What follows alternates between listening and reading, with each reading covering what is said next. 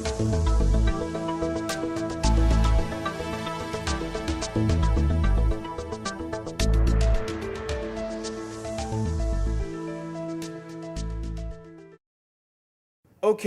so my name's Charlie Calabrese. I am the head of the Buyout Affiliate Network. I'll be your moderator today.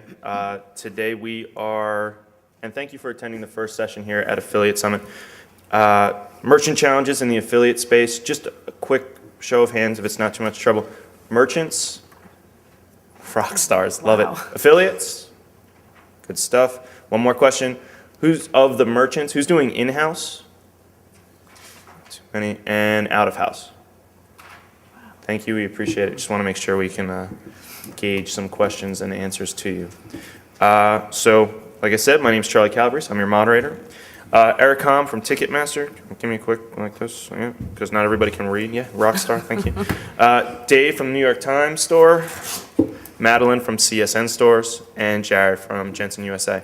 So we're going to do a quick introduction just so you can know what everybody does, kind of how they're running their business right now. Take a couple loaded questions just so that our speakers can get a good one out. We're going to open up the floor to questions. There's a microphone in the middle of the room. Anybody who has any questions, feel free to step on up once we open the floor. We got 55 minutes, so we'll make them count. And this doesn't work. Oh, okay. So Buyout, really quick, we are an affiliate network that's been around since 2002. We represent 300 of the world's largest brands. We are a true global network in that we are an international company. We are the second largest affiliate network in the UK. We are in Sweden and Scandinavia. If you can name those countries, feel free. France and Germany at the end of this year. We have a very customized suite of tools for our merchants. But I don't want to focus too much on my network. If you do have questions, grab me after. So this is me. These presentations are, I believe, available via the front. So if you'd like to download them, please feel free. All my contact information is here. Email me. But let's focus on the speakers since they're the important ones. So Erik with Ticketmaster. Take it away, boss. Stand up, or do you want to? You want to stand up? Yeah, stand up. I can't. I'm good. I feel like Billy Joel behind a piano. I can't see over there. So I'm going to do this really quickly because I want to make sure you guys get your questions at the end of the session. So we started with the Buyout Program 2 years ago, or a little more than 2 years ago. So we tripled our sales in 2009, doubled it the first year. So the largest primary ticketing affiliate program out there. Many of you have heard of secondary ticketing like StubHub and that sort, but we have a very unique proposition with Ticketmaster. So it's a high volume, low margin product. If you don't understand what that means, feel free to ask that question later on. But there are big distinctions between certain kinds of products out there. Some of you probably have products like that. Other products like that would be like iTunes. One of the things that's really unique about Ticketmaster is not only do I work out of the biz dev group, people will go, how do you organize your marketing, your affiliate program? We're in the business development group. We also have taken on this year all of our social media. So now I'm kind of the social media champion within Ticketmaster. If you go to Twitter or Facebook, that's all me. So we're not strictly a product, we're a service as well. So we double as, we're not selling furniture. It's hard to mail merchandise, but we're also selling, virtual goods, so to speak. Again, ticketing is a very unique proposition. I don't want to bore you with all the ticketing aspects of our program because it does. Many of you don't either sell that product or you're not an affiliate of ours. But one of the things I think each of these people will tell you is selling their product really requires expertise in an industry, and you need to understand the product to be able to sell it. A lot of people just think it's just listing. You do APIs and get feeds these days of content, and content is the big keeper this decade. But a lot of people don't understand how to use it. You can't just list events for in my industry and expect to sell items. It's just like taking a banner and just putting it up on a website. You can't just sell that way. You have to have something that goes with it. So that's kind of one of the big takeaways you're going to get from me today. I think the industry and technology, not only within the affiliate programs today are helping us to merchandise better, but our Ticketmaster's industry itself is evolving. We're going through merger talks and possibility of splitting out a lot of our venues and a lot of our businesses. So that will change. If you were an affiliate of ours, that may change your business and how you work with us. And I was talking with some people last night. 10 years ago, if you were in the music industry and you were selling CDs for $12.99 and the standard commission was 8 to 10%, okay, sell a lot of CDs. Today, you're getting 5% from iTunes on a 99-cent download. That may not seem like very much to any of you. Maybe it's not a good business, but that shows you how an industry can change within the affiliate business in a decade. Again, we're having more legislative issues regarding where the music industry is going, where ticketing is going, what our company is allowed to do and what it's not allowed to do. But again, that's particular details for Ticketmaster. But as an affiliate or as for merchants out there in your own industry, you have to understand how that's going to change your business. How does the New York tax that's not our deal here, but how does the New York tax laws affect your business going forward? So that's my little spiel for today. And again, everybody's contact information is in the presentation, so if you would like to reach out, Erik is apparently everywhere in the world. Jesus, really? You have 3 Twitter accounts? I have 3 Twitter accounts. You are a nerd. Well, we have affiliate information. We have yeah. Ticketmaster, and there's my own personal if you want to follow. Okay. Saw where I ran this look, morning. Hey, we're all proud that you're that big a nerd. So thank you, Erik. Kid, of course. The New York Times store, we're going to have Dave come up. Can I sit? You want to sit? Sure. Yeah, I can stand that. That's great. You killed me last night at that party. Dude, Oakenfold rocked it. I'm gonna tell you, man. I'm Dave Gaetano from the New York Times store. We're separate. We're part of the New York Times, but when people think of the New York Times, they of course think of the news. The store started really getting traction in about 2007, starting to sell things like reprints of framed front pages, photographs. The Obama election was big. That was a big seller for us. And they brought me in last year, about May last year, to launch paid search in an affiliate program. We launched in June with Buyout. Been pretty successful through the holiday season. And we're still trying to find our footing to see what affiliates want with us.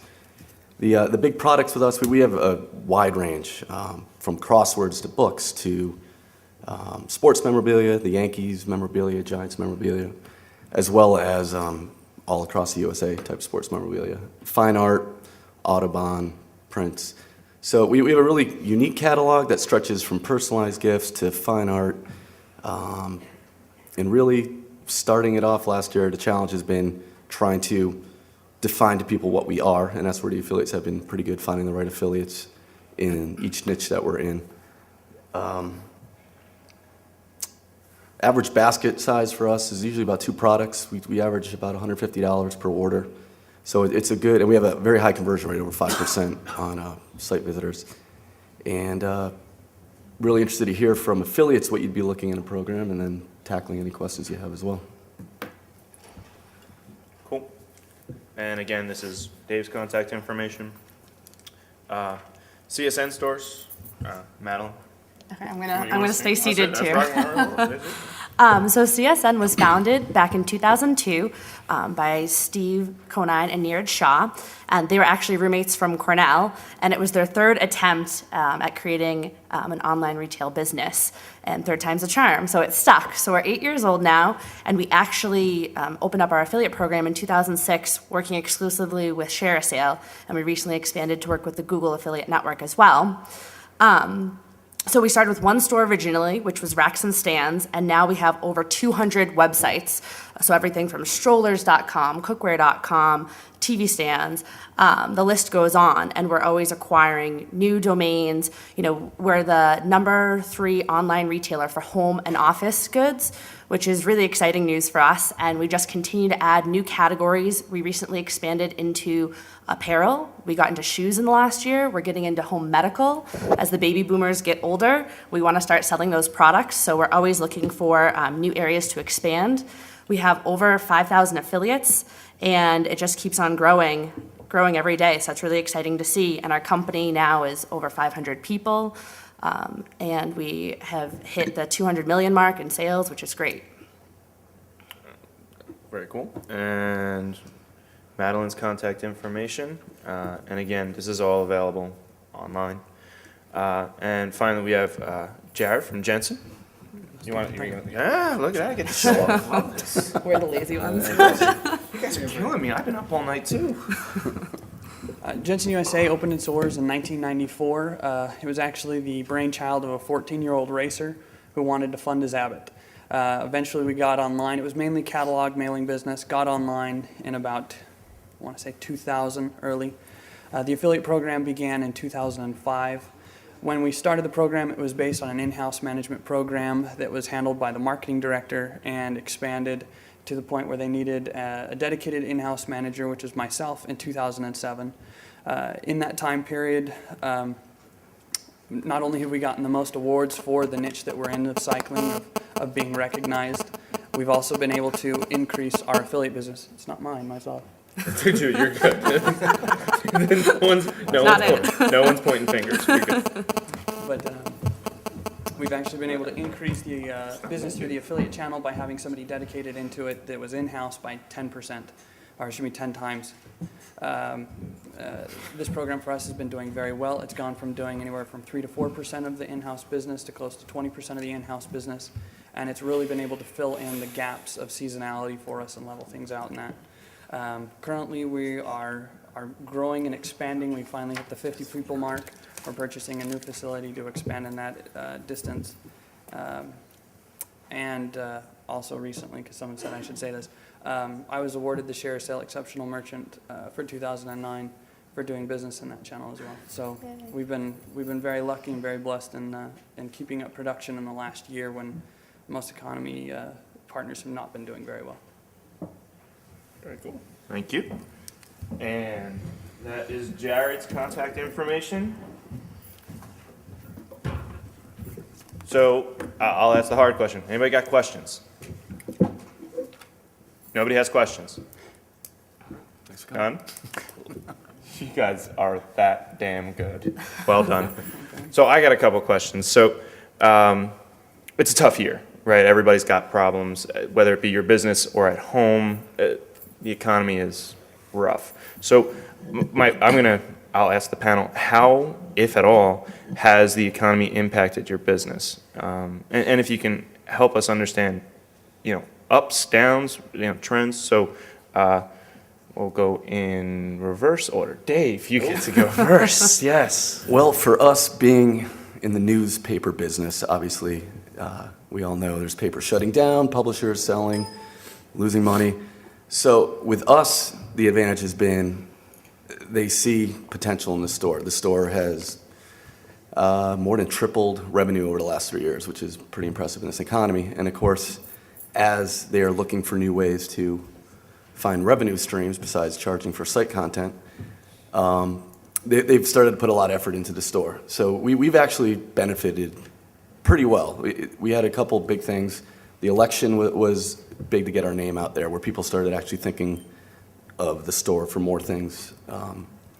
And sports teams like the Giants winning, the Yankees winning, things like that also help. So we've had the benefit of actually having growth. That being said, though, of course, they're now looking for always more revenue, more streams. So the challenges are there to keep it up in this economy. But we've been pretty lucky, though. And Jared, we'll same question. All right. Originally, when the fallout started happening late 2007, we saw a lot of initial pullback. Our numbers started decreasing. We were barely making what we needed to hit our minimums.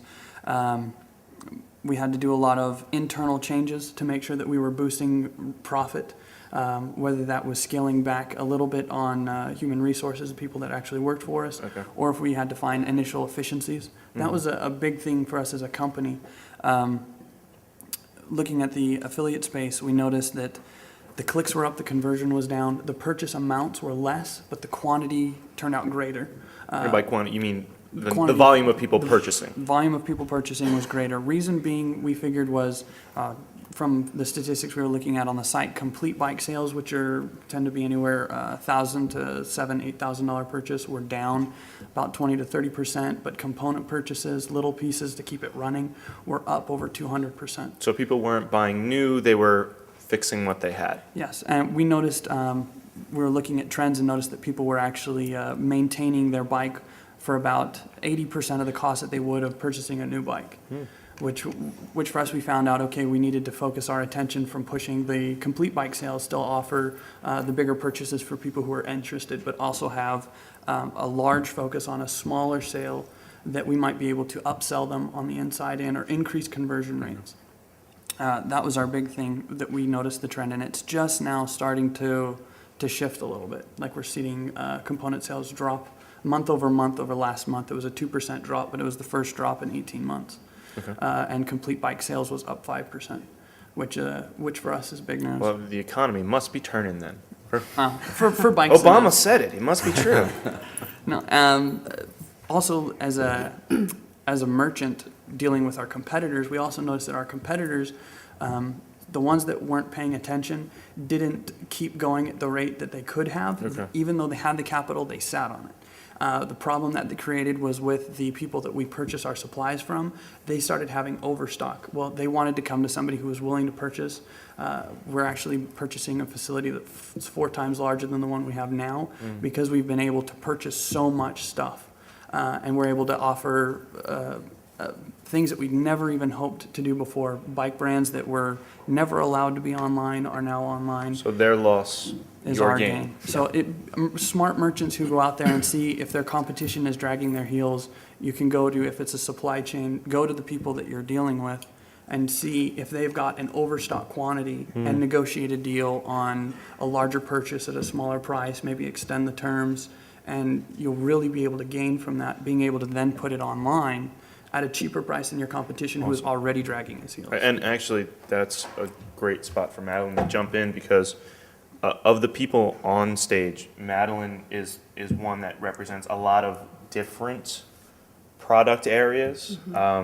Dave is obviously in a collectible. Is that appropriate? Dave? Collectibles, gifts. Collectibles and gifts. Jared's certainly in the fitness and biking. Erik in ticketing, and ticketing certainly has a few different niches, but Madeline is certainly the most diverse merchant up here, so she can probably speak very well to when people don't capitalize. Like, what have you had to do in this? What have you had to do to make this work, right? So. Yeah, 2009 was pretty bleak for us, at least, end of winter '08 into 2009. We even had, salary freezes, hiring freezes, but we used this time to really repurpose our staff, and we really tried to work on our business model and our presentation because, during bleak times, people don't necessarily go out and buy furniture. They already have a couch. Do they really need a second one? No. And so we really needed to work on trying to really market our products. So one of the big changes we made actually is we went to a wider site layout. We did a lot of A/B testing on what had the best conversion rate. And so we moved to a wider site template, and that really helped to increase conversion. And we actually saw average order size go up by 15%, which was great. And we also worked on getting inventory from our suppliers. So right now, I think it's 85% of our suppliers now, we have up-to-the-date inventory. So when someone buys a product, they know it's actually in stock. So we're not frustrating them with, back ordering it or anything like that. And our goal by the end of 2010 is to have all our suppliers have that, give us that kind of information on a daily basis. And so really, we were just trying to make our site as user-friendly, and it really did help. Also, as things were going poorly in the US, we actually expanded into the UK and into Germany, so we tried to get into other markets, and we also put more efforts into Canada, and that we actually saw some great progress. I mean, they're still much smaller than our US operations, but still, they're pretty big. And just overall, I guess our macro trends for 2009. So like I said, our average order size did dip originally. We started to use more promotions. So we were offering, if you had an order of 150 or more, you'd get $25 back, or you'd get money towards a future purchase. Anyone who did purchase a product, we would send them an email afterwards offering them money off their next order. And that was really what we had to do to try to entice people. And so by the end of 2009, we basically leveled out with where we had been at the end of 2008. So Very cool. And I think one of the big things that you focused on that Jared was very focused on the back end, and you were not. What you've changed was part of your front end, and that's key for advertisers and affiliates to make note. When people's viewing habits change, when people's buying habits change, you have to be willing to change with them. And if you're not, then it's not going to work. And I can say that as a network, as someone who runs a network, one of the first things that we look at from the merchant is, what's your landing page look like? Is your landing page something that is friendly? Is it something that people are able to navigate easily? So I think Madeline makes a very fine point in that things are going to change when you need to make changes to really stay with the times, and that's on the front end. And Jared's point is very well taken as well. When things are bad for other people, there is an opportunity to capitalize. So, and I'm not saying cannibalize the world, but there is an opportunity to capitalize. And then Erik, you've certainly, we've worked together for a while.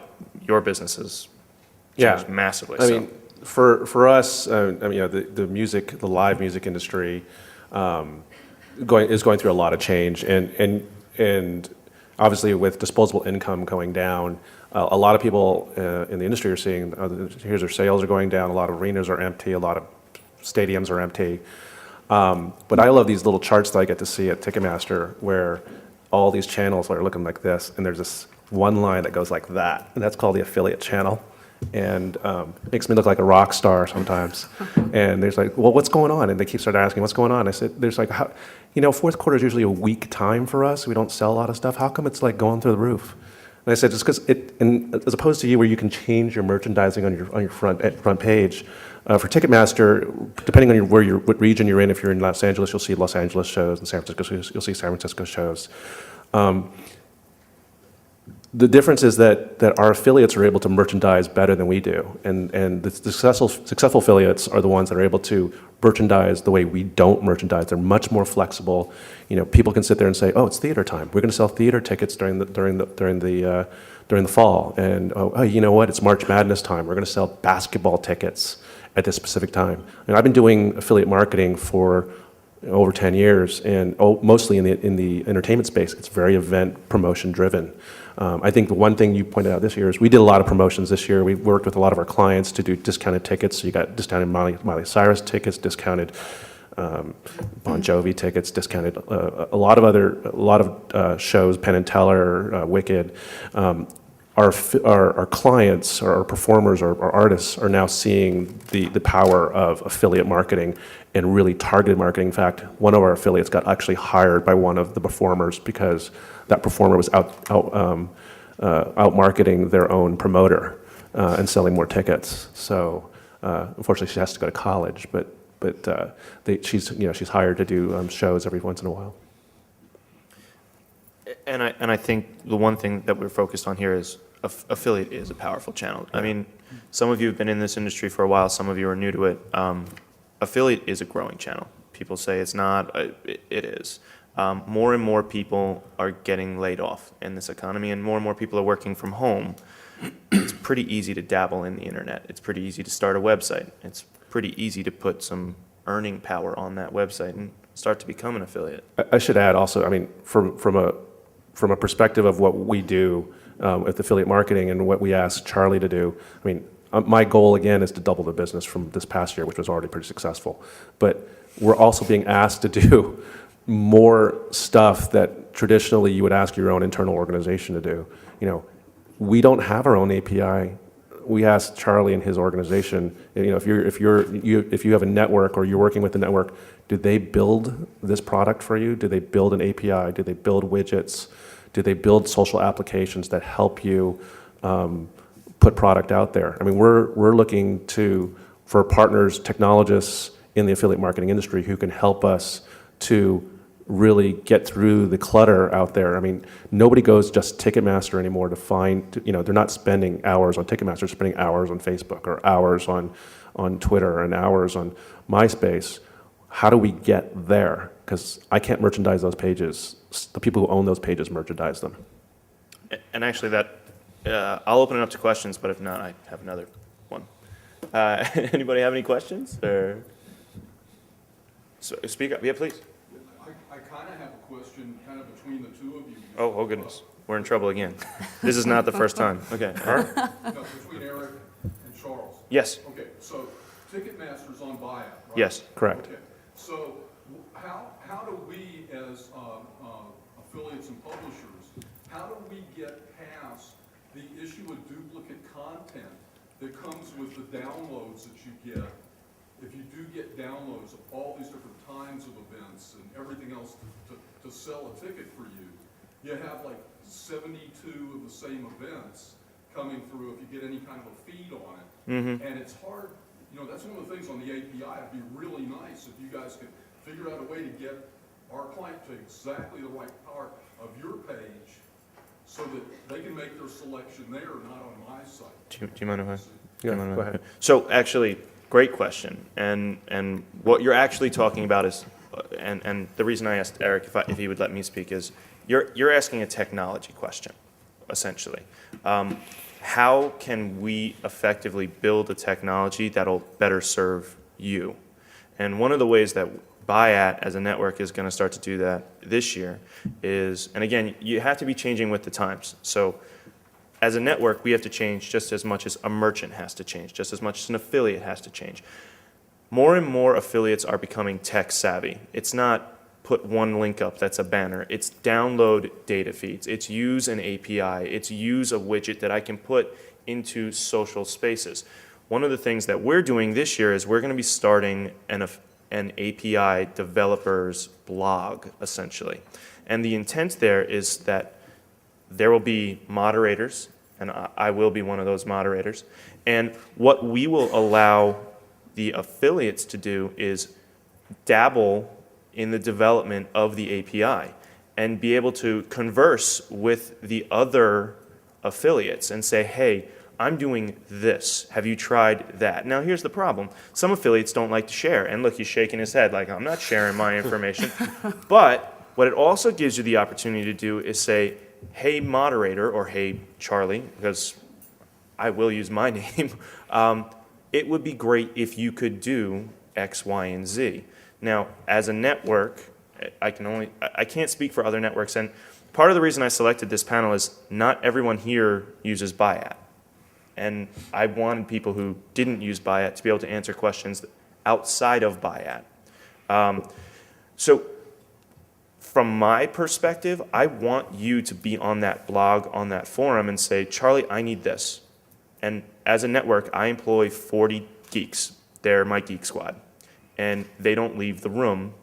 They just build stuff. And that's what they love. They love being tech people. They love building new functions. They love learning new tools of the trade. So when you say, I need a new function that parses my data differently, or I need a new indexing key, we'll get that for you. As a network, that's our goal. And again, I'm happy to speak with anybody offline. I don't want this session to be about my network, but in general, in this industry, what you have to do is be changing with the times. And if you're an affiliate or a merchant who has needs, if you're working with a network, that network has to be able to provide for you.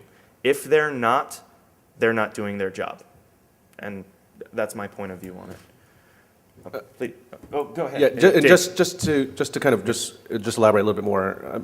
I think when you're looking for a solution, and you got to remember that when you're talking to merchants who have this product, sometimes they're dealing with tens of thousands of affiliates, and it's hard to answer one person's question. When there's tens of thousands of affiliates that we're getting questions from every day, and you all have really smart questions or really good ideas about how you want to do something. Sometimes we don't even know how some of our other affiliates are doing what they're doing. And sometimes what we have to do is point you at the direction of, hey, I don't know. I think what you want to do is what that guy is doing there. I don't know how to tell you how he's doing it. Maybe you want to call him and ask him or find out. A lot of people will, have a lot of big egos in this industry these days, and they'll tell you. They'll say, look, and this is great, and here's how I do it. Here's how I beat the system, and here's how I got all the information that I have on my website. Right. Did you have a comment, Dick, or was that Erik coughing? Oh, sorry. Okay. So there was another question on the. Yeah. My question is about data feeds and helping affiliates keep information fresh Okay. and automating that. Okay. How do they do it, or how would you like to do it? Or- I'm just wondering how if they see that How affiliates handle it, or how as a network I would handle it? Okay, so every network is different, and every network handles data feeds in a different way. Some data feeds are very stoic, very static. It's you as the affiliate have to kind of clean it, parse it, suck it into a database using MySQL or SQL, and be able to say, yes, there are 300 columns in this data feed, but I only need 4 of them. From the perspective of other networks, their tools are so dynamic that you can say, I only want these 3 fields as an affiliate. It really varies on a case-by-case basis. Would you like me to speak to my network's capabilities? Okay, so as far as Buyout goes, each of our data feeds is downloadable in multiple formats. That's one of the first things that is important as far as I'm concerned, because every person that digests a data feed wants it in a different way. So CSV, TXT, XML, compressed, non-compressed, secure, non-secure. Another big thing is, as an affiliate, you don't want to log in every day to go get the data feed.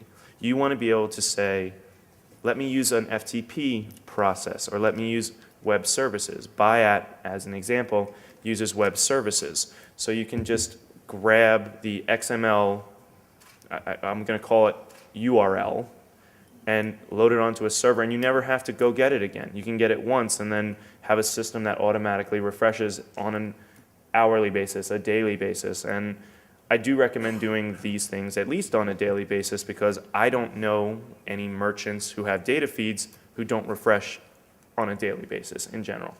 If you have a data feed, it's because you have lots of products, right? If you are selling one product, you really don't need a data feed. It's not worth the time to build it. No affiliate is going to use it. But if you have 5,000 products, 10,000 products, you want to build a data feed because your affiliate wants to be able to get at all of that information. As a network, we give every affiliate full access to any data feed that the merchant has provided. So we have a section under Make Links. You can click and it says product feeds. And it's all data feeds. And it's for every program you've been approved for that has one. Does that answer your question to a point? Yes, one of my pet peeves, I guess. Oh, goodness. Oh, pet peeves already. Are you a Buyout affiliate? No, I'm not. Okay, go ahead. Pet peeve away. Peeve away, yeah.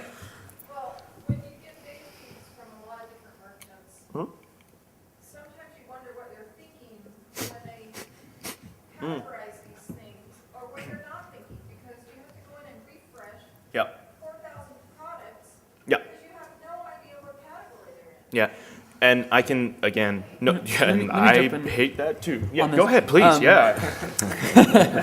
Now, I've dealing with the industry that we have, there's a lot of categories that can be made through the cycling. Currently, right now, if you go onto our data feeds, there's only 2 levels. Reason being is that the back-end software that runs all of our inventorying can't handle more than that. That was a software purchased in 2000, and I think you might be running into that. A lot of the merchants that you're dealing with can only afford to buy a back-end software program that has X power, and so they're kind of limited in themselves. But at the same time, there are a lot of people, I know ourselves included, that are going in and we're getting IT teams to rework and recode and get a better category. So depending on the size of your merchant, they might be limited on that by the software that they're running. So you might want to contact the merchant and see if they just haven't implemented the use of it properly, or if they're limited on the capacity. Well, there's lots of reasons. There's some other ones we'll go over too. Yeah, I just in the last week actually realizing we have about 15,000 total products because we have an extensive photograph catalog. So our data feeds were not the best because they were being generated for a couple, like a gifts.com site, things like that. And realizing what affiliates wanted, have been revamping it, getting more in-depth categorization, and especially on things like photographs, because by even building, Empire State Building, Brooklyn Bridge, Hoover Dam, getting down to that specific, because that's one of our top sellers, are the fine art photography, which are $500 to $1,000 on average sale. So I want to be able to give the affiliates that capability to find those products and get them out there better. So I've definitely been listening to that. And what I would say is, as an affiliate, reach out. I mean, that's one key thing. Whether you're reaching out to the merchant, whether you're reaching out to the network, reach out, because there are many instances where people don't know. To the merchant, it seems intuitive.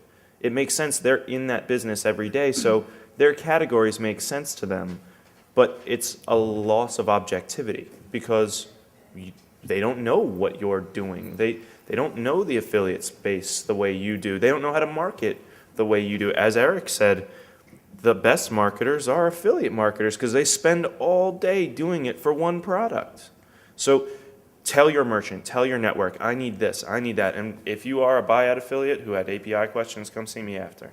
We'll talk. It's also the back. I mean, just to the point made over here, it's the back end. What's the nature of your product? So, for example, I know, is Williams-Sonoma here? There's somebody from Williams-Sonoma here? Like, if you're Williams-Sonoma, there's a product, you might go and get it from a wedding directory, you want to put it in a registry. That's great, that product might be online, but also that there's certain products that are only available in catalog. There's certain products that are only available in certain stores. There's certain products that are only available in certain stores in certain parts of the country. So the data comes from many different vendors. So the vendors all don't have the same categories. Ticketmaster, for example, every ticket is a SKU, okay? There's not like, nobody says that Billy Joel is a SKU. There's no such thing as a SKU for Billy Joel. Billy Joel is a person, and we give him our own ID numbers. And each show is its own show with its different venue, and every venue might have 3 shows. So it's up to the venue to give us that SKU. So that's how we do it. So obviously we have to centralize it and kind of simplify it for affiliates. But that's a tough chore. And I guess one thing that we should point out is to merchants who are out there, not everyone is in retail up here, right? So people are selling products, people are selling items, but in the case of Erik, Ticketmaster doesn't actually have a product. Ticketmaster is a service provider, right? So am I correct in saying this? I mean, is it the right way to? They don't own their tickets, so they have to accept what's thrown at them. So in some instances, when you're an affiliate, you're dealing with not one company, you're dealing with thousands of companies that are just aggregated through a central point. So, you're good? No, you feel like your question was answered? Okay. Can I make a quick comment? Please, So yes. I know one challenge that I actually have with our data feeds. So we have over 60 data feeds, and we're always adding new lines. We're, every week we're partnering with a new supplier, whether it's 30 new products, whether it's 1,000 new products, what have you. And I know a challenge for me is just that I have to then go in and manually, set categories and subcategories. And I don't have the issue where, our technology holds us back and there can only be two subcategories. I can create as many subcategories as I want, but it's something that I have to do manually. And so, I haven't really heard from affiliates that they're frustrated with that, but I know it frustrates me from my side, because I would like everything to have a category and subcategory, because it's obviously, it's workable then. It's not workable if it doesn't have that, or you have to do more as an affiliate. And so I know that's a challenge that I come up against, because it's the time, it takes to do it, so. Yeah. A good merchant will empathize with you. Yeah, and as a network, we empathize with you too, because we have merchants come in and say, well, I don't have a data feed, but can you build me one? Which means I have to go and scrape every single product off of their pages by hand, manually build the feed, and then they don't tell me when it's refreshed. So I have to go and check it again, day in and day out. And the reason we do that is so that the affiliates have what they need. As a merchant, just because you don't have a data feed doesn't mean you don't need a data feed. Just as a merchant, just because you don't have a data feed doesn't mean you can't get a data feed. There are companies out there that'll build them for you. So, yeah. Just wondered about what percentage you're finding of the merchants come to you with a feed in place? With one in place, or with one by the time we go live? No, Before? Less than a third. Less than a third. Less than a third of my merchants let me rephrase that. less than a third of the merchants who have data feeds now had them when they came to me. Overall, of my, I guess at this point it's almost 400 advertisers, only about half have data feeds in general. Now, don't misconstrue that. Many products don't need data feeds. Like I said, there's a lot of opportunity in the leads area right now. So sign up for a mortgage rate, get your mortgage analyzed, things along those. You don't need a data feed for a lead program. So there are a lot of programs that don't need them, but less than a third that come to me are capable of being put out, which is why as a company we shoot down a good number of merchants because we can't do business with them. It wouldn't fit in the affiliate space. So did that answer your question? You feel good? Okay, cool. Anybody else?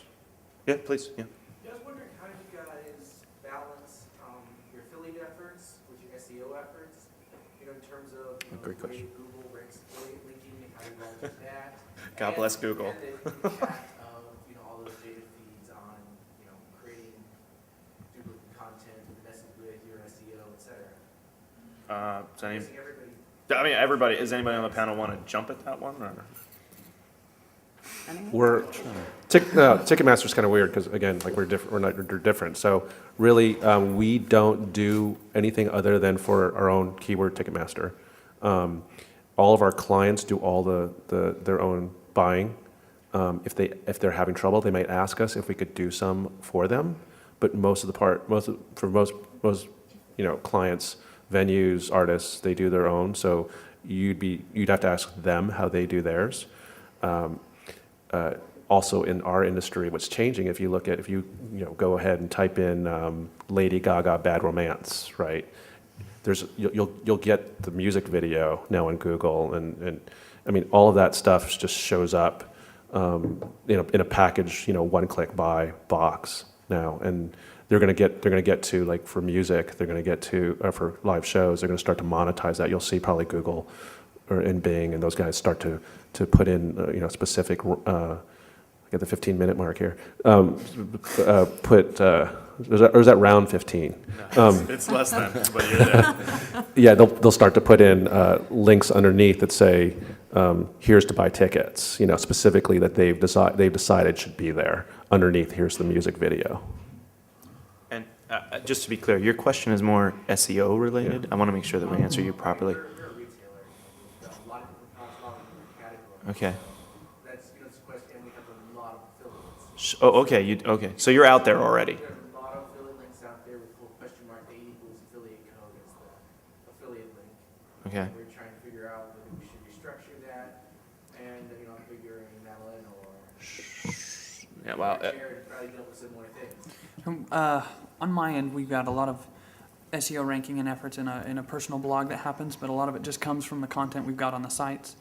We have a couple of affiliates in the past who have tried to basically get a site mimic and then do blind redirecting. That's not allowed in our program. We want you to be original and thinking in that aspect, so we don't have a problem coming up higher in there. If an affiliate does take a brand or a product or something and decide to really go for it and he gets a higher natural ranking, all for him. I mean, he was doing his job, he was working hard, he's earned that benefit for himself.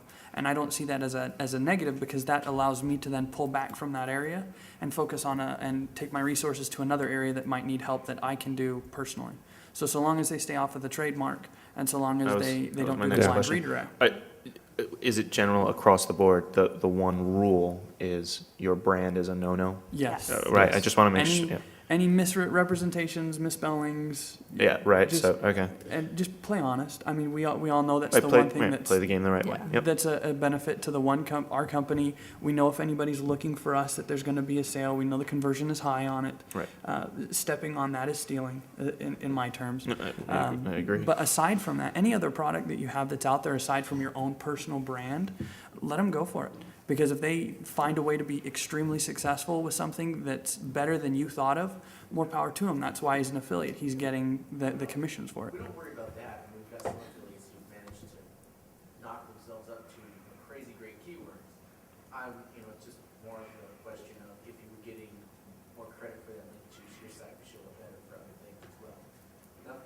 better than him, but you just want to make the most out of it. I'm going to just take this from a more global, I think your answer was very clear. I'm going to take it from a more global perspective of I have lots of merchants that I deal with on a day-to-day basis. Let the affiliate be your search person, right? But let them do the work for you. And unless you are spending money on SEO, right? Unless your spend is out there and it's heavy, let the affiliates do the legwork for you. And I understand your question it's how do you handle people that are doing, is it appropriate things, right? What are they doing and how are they doing it? And you want to know, is there a way to, Those are two avenues. You're making money off SEO, you're making money off affiliates, mm-hmm, and you want to do the best you can off of everything. right. And it's not about trying to beat your affiliates. It's Never. just about trying to Monetize your own site. Yeah, it's like, Absolutely. I change this link a little bit, but I get more link juice from these affiliates, and let's say your key term comes up, but I'd be better naturally. Sure, and I think every affiliate understands that as a merchant, as someone who's running a retailer, whatever it may be, how you define yourself, whatever word you like, we got lots of them here. Nobody's ever going to hold it against you that you're trying to make your site more effective, come up higher. That's never going to be a question. But what will happen is if you are going out there and bidding on terms, you'll get blowback on that, which you don't want as a merchant. If you as a merchant have a lot of insight as to who's doing what and how they're doing it in the search world, don't abuse that knowledge. Don't be someone who sees, well, this affiliate is earning me lots of money and they're doing PPC work, which again, slightly different, but same idea in that it's search. Don't take advantage of that knowledge and then start bidding on that term against them. Does that make sense? No, we're okay. We have some of those do pay-per-click, but we do a lot of it on our own too. Okay, cool. That's okay. Oh, so fun. And it's not just, I don't say it just for you, just want to make sure everyone in the audience gets, don't abuse the knowledge you have as a merchant. But I would say, and feel free to disagree, I think no affiliate will ever get mad at a merchant for trying to make his site better, more effective, because realistically that's increasing your brand presence. The better your brand is, the more people are going to know it, the more searches that are going to be out there, the more affiliates are going to make money. So, yeah. Charles, Dave Schwartz-William, Hey, Dave. agency in Los Angeles, foreign marketing agency, and some of our clients are big brands. Mm-hmm. Watch the media performance through ad server, you see that some 90% of the conversions come from view-based as opposed to click-based media. Sure. Right. Yeah, okay. Right. So the search engines starting to compete with affiliates. And with email deliverability being challenged, there's wide open space in the display media environment, but affiliates are inherently cheated out. Yes. How can you begin to address that issue? Because it's bothering me for years. Wow. As me as a network or is this? Okay. So if you guys want to jump at this one, feel free because it's a tough question. So, and I just want to make sure I understand your question appropriately. So it's Dave, yes? Okay. How do we get the affiliates more involved in display performance? Is that In general, just appropriate attribution. I think the problem, in my general opinion, is the affiliates that do particularly well, and you'll hear the term here at this conference if you haven't heard it yet, super affiliate, right? The super affiliates are people who automate their systems, right? And the easiest way to automate is in the world of text, right? Because you can just go get at the things we've talked about, APIs, data feeds, you can get raw information.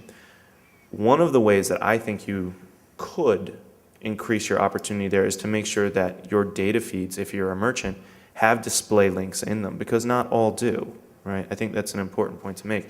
Not all data feeds have display links in them. I do think there's an opportunity, but what we're ultimately talking about is page space. So before I was in the world of affiliate, I was in a performance optimization network. It's called advertising.com. Page space is a big deal. and it's no different in the affiliate space. Is your space as an affiliate focused on content? Because if it is, those ads are taking away from some of your content space. That's hard because you're trying to be very niche specific in the content arena.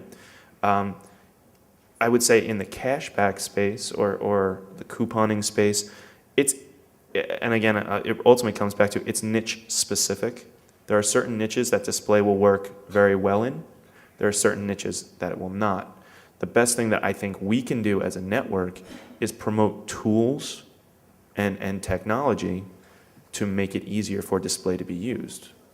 As an example, we're focused on not only display but video, because video is got a very good conversion rate. Display has okay, but it doesn't tend to attract the user's attention.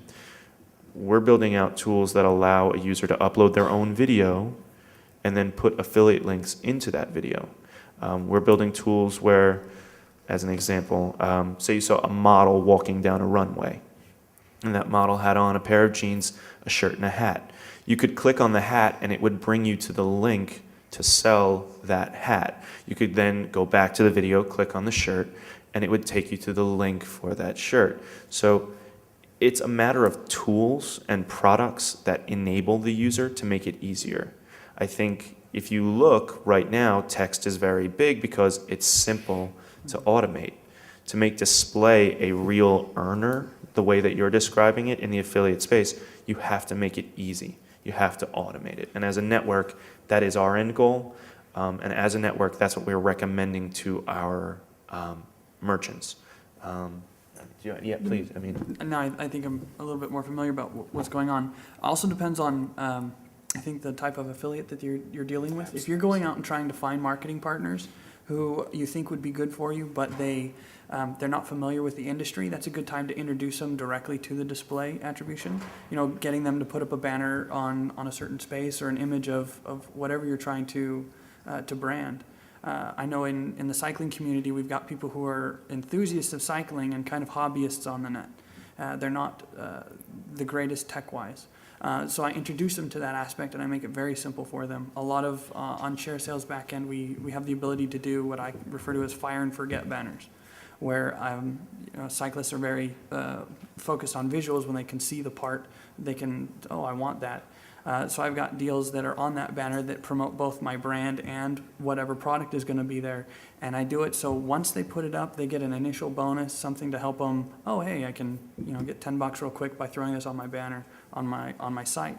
And then I go in the back end and change that so they never have to think about it again. And so once you've done that original negotiation for that space, you've got it. Because once they've done it, they've gotten the code, it's pretty easy from there. If you're working with people who are more tech savvy, that are doing those text links to coupon links, I know in our data feed that we have, I've got our products that are in there. Some of our products have shadow linking that has our brand image on it. Some of the products, if there isn't an image, it's just an image of the Jensen USA logo. So there's a way for them to always have access to an image URL. If they have that quick and dirty access to it, or if you can direct them to it or email it to them, they're more likely to get involved with it. Another thing that I've worked on that I found helped us, both in conversion for the affiliate and getting the brand out there, was co-branding with websites. So if I'm working with BikeRadar.com, MTBR, SoCal Trail Riders, I can go onto their websites and you'll see a banner that has their logo and my logo on there. And it says, bringing you the best deals possible to keep you riding, or something to an effect of assisting them. And the people who are on that site have an affinity then, because they've already branded themselves as being part of that site. And then when they see your logo as a connection on there, they feel better about it, click through, and then you start to build that brand in that ways as well.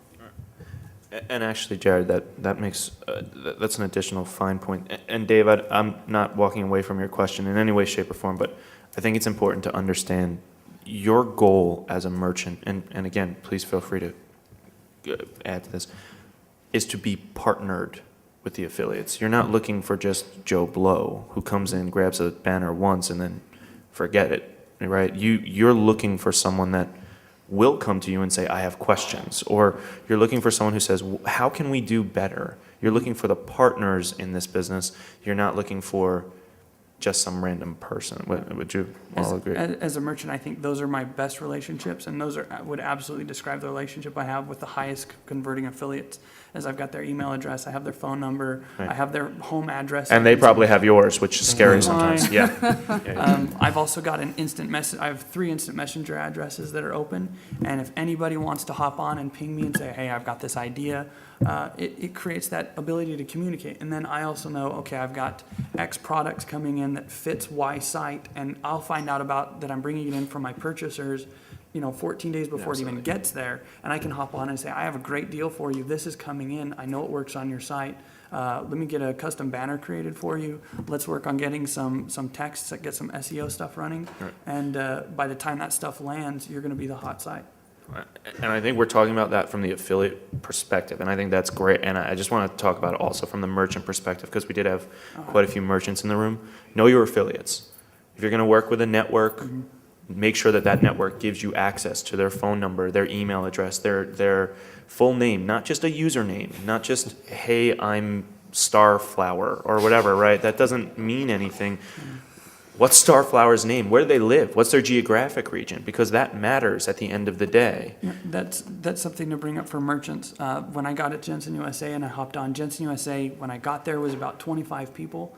I thought, coming from the outside coming in, that they were as large as our nearest competitor, which does 20 times the volume that we do. Okay. When I looked at the affiliate programs, the affiliate program for the other company looked just like the stuff that you would get from the website, but our affiliate program was bare text links, kind of thing. It didn't represent us properly. Okay. So a good portion of my time in the beginning was to get that. And if you have OPMs, make sure that you know what your acceptance letter, your decline letter, I've got your request for an application letter. Make sure you see those and they represent your site well and make you look professional. Even if it takes somebody a week to sit there and make a custom letter that when the person reads it, it reads like it's a letter directly to them. Yep. And That is very important. And as a network, that's something that we promote internally. We have our own network, a newsletter program that our merchants have access to so that they can reach out to the affiliates in mass. And if you create subgroups of affiliates, so someone who's geographically in the north versus the south, you can hit them specific ways. So it is a necessity to be involved. And we're winding down on time. I think I'm going to get yelled at by the fine young lady in the back. Does anybody have any closing? Okay. Hope you all enjoyed yourselves and learned something. And if you have any questions, we'll be here for another couple minutes. Thank you. Thanks.